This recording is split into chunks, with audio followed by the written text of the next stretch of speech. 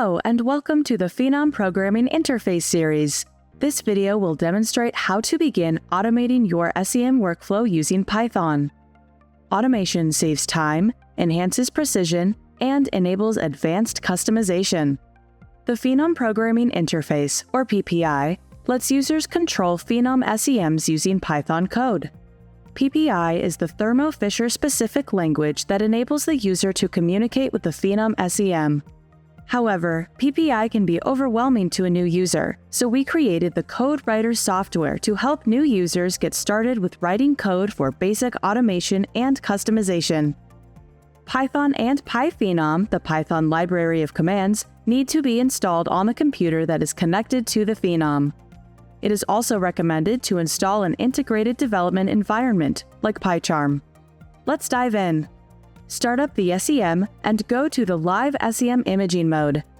Use the mouse scroll wheel to focus on the sample and then click Auto Contrast Brightness to optimize the image. Open PyCharm, open Script tab, and run the Code Writer software. This script enables the user to automate the collection of images of different magnifications at the same location. The user credentials required include Instrument ID, PPI username, and PPI password. Clicking Connect confirms that the license works and that it's connected to the SEM. The log at the bottom of the UI keeps track of all actions. The simulator mode can be used to write and experiment with code without being connected to a Phenom SEM. Imaging parameters allows the user to configure the actual image settings. The detector options include the backscatter detector and the secondary electron detector.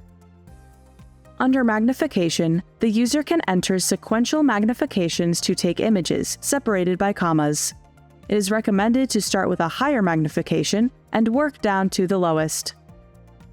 The Phenom user interface has preset scan sizes, but these can be customized, such as imaging a square or a vertical slice. The number of frames is for frame averaging. The pause time feature lets the user visually follow the image captures in the Phenom user interface. The code executes so quickly that the visuals on the user interface can't keep up. The accelerating voltage can be set between 1.5 to 20.5 kilovolts at 0.1 kilovolt increments. Image intensity here is called spot size in the PyPhenom document, referring to the intensity of the electron beam. From the preset values, for this demo, low is used. Autofocus can be toggled for optimal image quality. The AFWD is the working distance. The lower limit and upper limit depend on the working distance of the sample. In this example, the working distance is about 8 millimeters. So the lower working distance boundary is set for 7.5 millimeters, and the upper working distance is 8.5 millimeters. The software is then instructed to find the best focus in 30 steps. The user can select the file path to save file destinations and define a base sample name or include the date in the file name. Copy imaging code displays the code that the Code Writer software generates after adjusting the settings. This allows a beginner to generate functional code that they know will work and can use this to help get started learning about and writing custom code. Run imaging starts the automation routine, and the software will collect 3 images of different magnifications at the same location.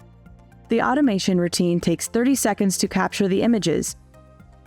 As the number of images increases, the advantages of automation become much greater.